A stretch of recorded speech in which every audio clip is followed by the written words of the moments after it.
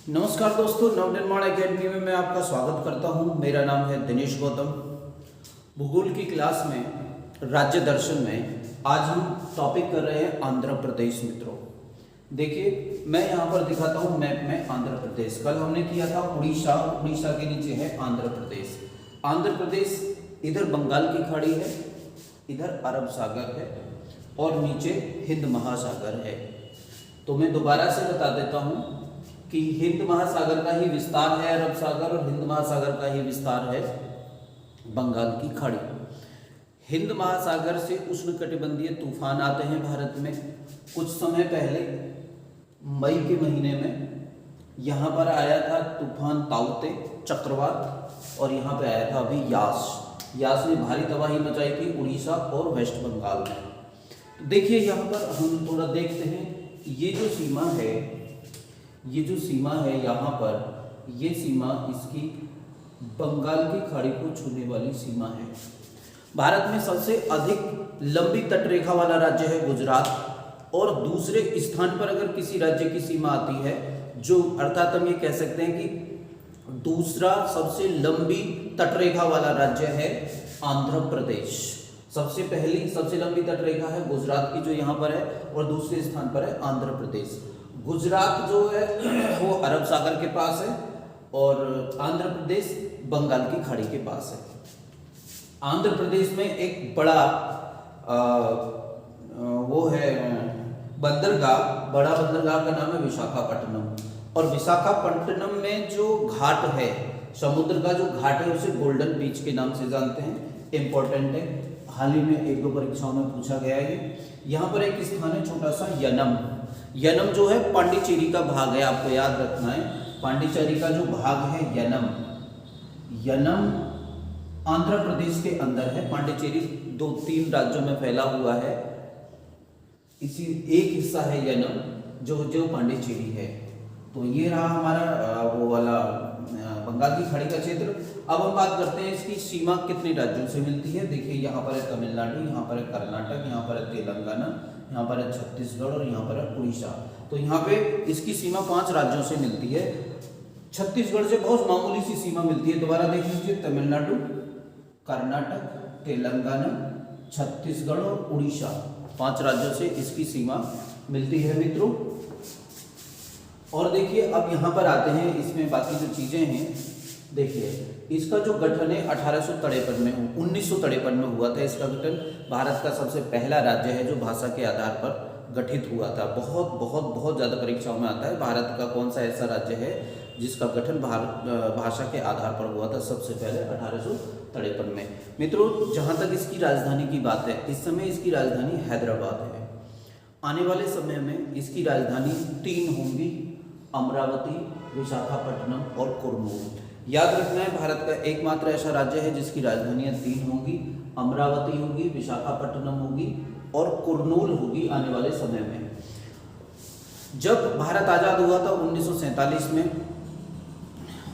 तो वहाँ का जो निज़ाम था, हैदराबाद का जो निज़ाम था, उसने पाकिस्तान के साथ जाने की सोची थी और उसने अपने आप को भारत को समर्पित नहीं किया था। सरदार वल्लभ भाई पटेल ने ऑपरेशन पोलो चलाया, ये याद रखना है। ऑपरेशन पोलो के द्वारा हैदराबाद राज्य को मिलाया था भारत में। ऑपरेशन पोलो के द्वारा हैदराबाद राज्य को, क्योंकि 1947 से पहले ये हैदराबाद क्षेत्र के अंतर्गत ही आता था आंध्र प्रदेश। ठीक है, तो यहाँ का जो निजाम था वो भारत के साथ आना नहीं चाहता था, और सरदार वल्लभ भाई पटेल ने इसे भारत में शामिल करने के लिए ऑपरेशन पोलो चलाया था। बहुत इंपॉर्टेंट बात है, ऑपरेशन पोलो के द्वारा इसे मुक्त कराया गया और भारत का अंग बनाया गया।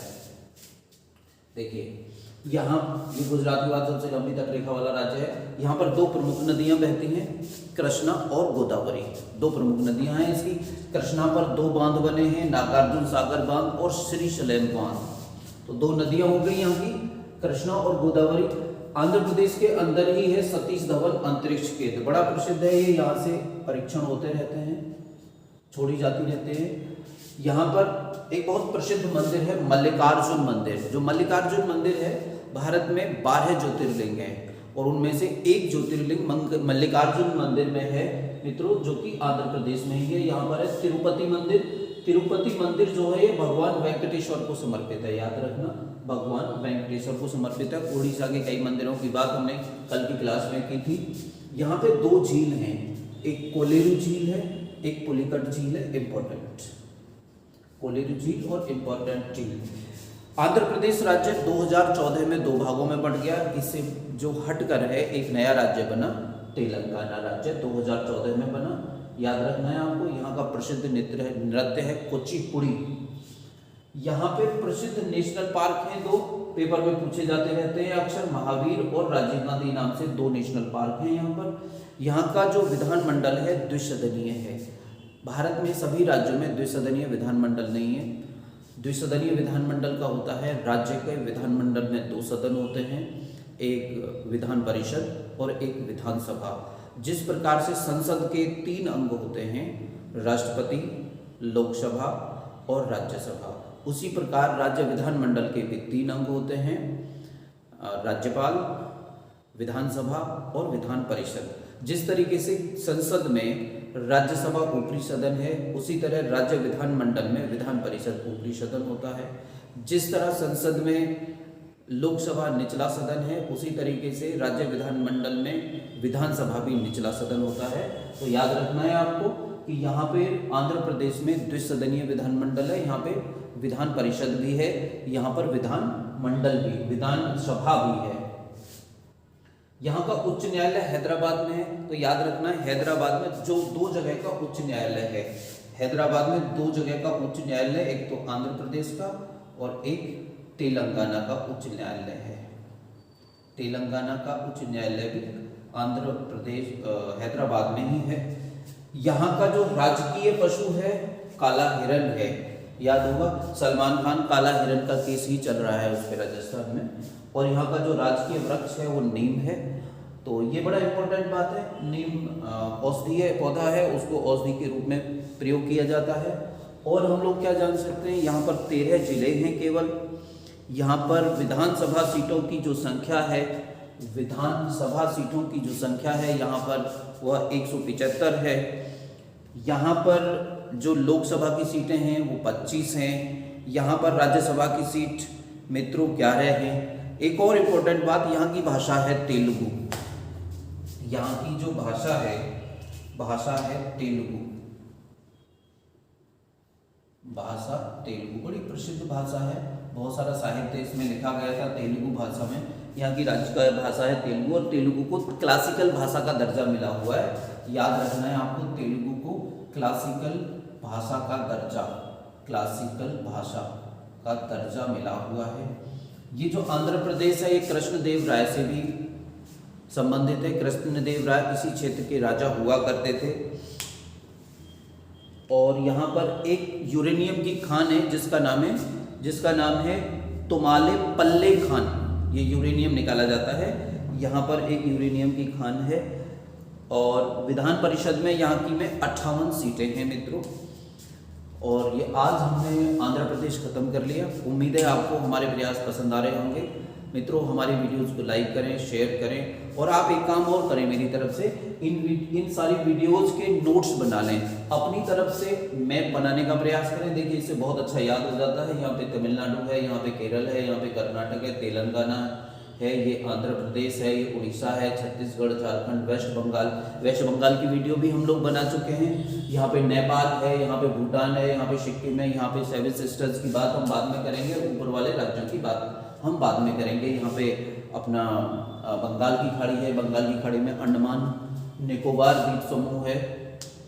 और ये श्रीलंका है, श्रीलंका के नीचे है हिंद महासागर और भारत हिंद महासागर के उत्तर में है। तो हम ये बात कर रहे थे कि आप इन चीज़ों की जो है इसी तरीके से ठीक से नोट्स बनाइएगा। उन नोट्स को रेगुलरली लगातार पढ़ते रहिएगा। मित्रों मैं आपसे ये कहना चाहता हूँ कि आप फर्ज करिए कि इस पूरी वीडियो को देखने में हो सकता है 15 मिनट की हो, 20 मिनट की हो।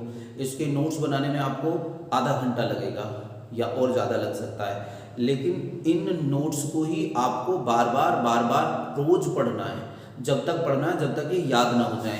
ये सारी चीज़ें ऐसी होनी चाहिए कि कोई भी पूछे मल्लिकार्जुन मंदिर कहाँ है तो आपको मालूम होना चाहिए आंध्र प्रदेश में। याद रखना, बच्चे नोट्स बना बना के रखते रहते हैं लेकिन वो उनको याद नहीं करते। इसका कोई फायदा नहीं होगा जब तक आप उसको याद नहीं करोगे, जब तक आप उस चीज़ को रिवाइज नहीं करोगे, जब तक आप उसको ये नहीं देखोगे कि मुझे कितना याद हुआ है। अगली चीज़ करना ही नहीं है जब तक एक चीज़ याद ना हो जाए। तो उम्मीद है हमारी बात आपको समझ में आ रही होगी मित्रों। आपके लिए हमारी बहुत बहुत शुभकामनाएं, आपके भविष्य के लिए बहुत बहुत शुभकामनाएं। धन्यवाद।